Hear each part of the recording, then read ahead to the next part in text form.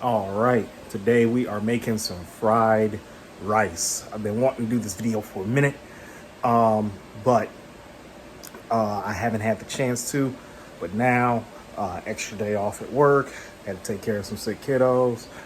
One is in the bed, the other's watching Gracie's Corner. So I had a chance to get some food started, and fried rice is at the top of the list.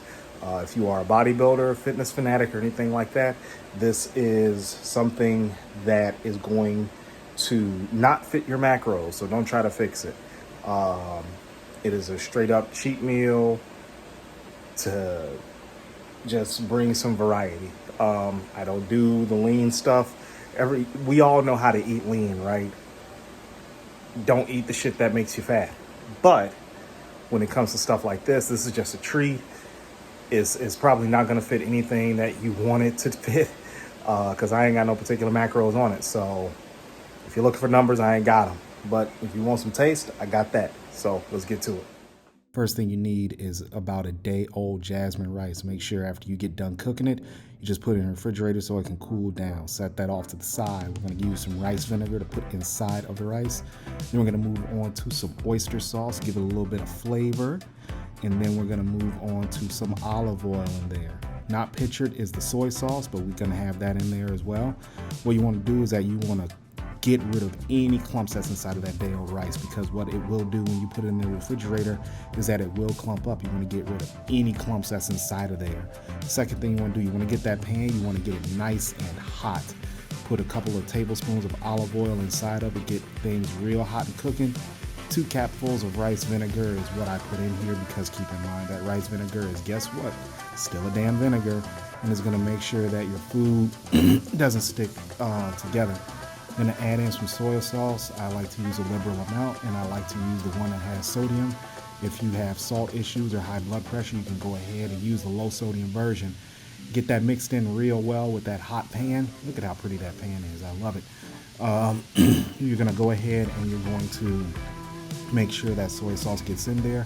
Try to get rid of any clumps that's still in there while that pan is hot on that oil.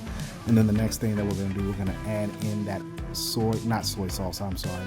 We're going to add in that oyster sauce. Again, I like to use a liberal amount.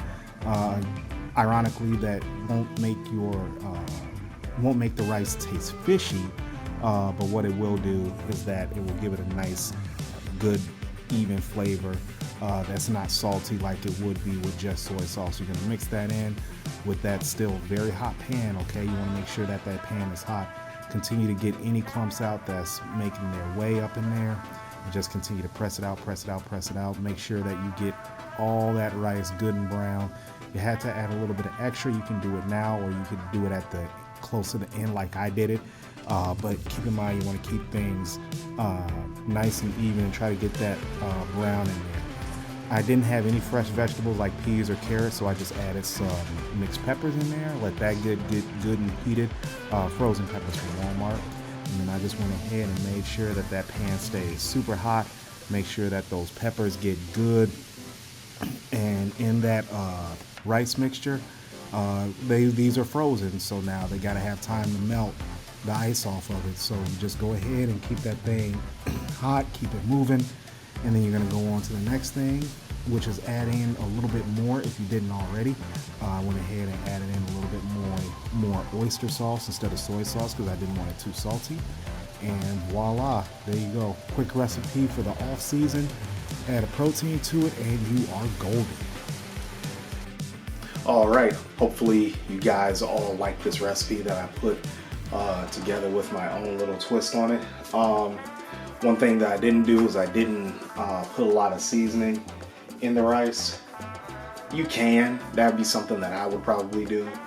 I had wanted to put chipotle seasoning on it, but I think that would be more on a dish by dish basis. Some days I may want it on there, some days I may not, but it's something that I'm willing to try out.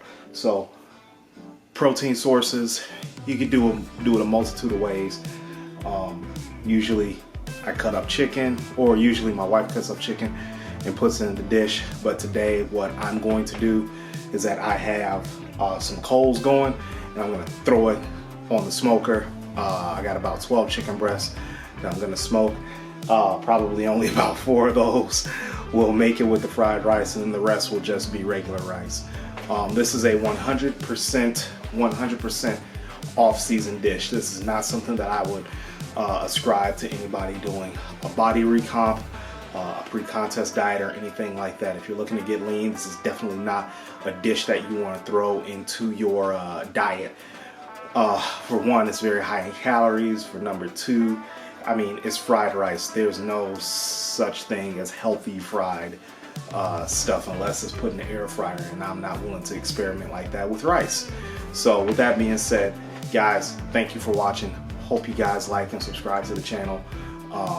So I'll be bringing you some more cooking videos of stuff the way that I do it, and keep in mind that I am an off-season type of bodybuilder guy. You can get all your lean stuff from other sources, but I'm looking to do stuff that tastes really, really good, and that'll help put size on you or break up the monotony and help deliver a good cheat meal. All right, thanks guys.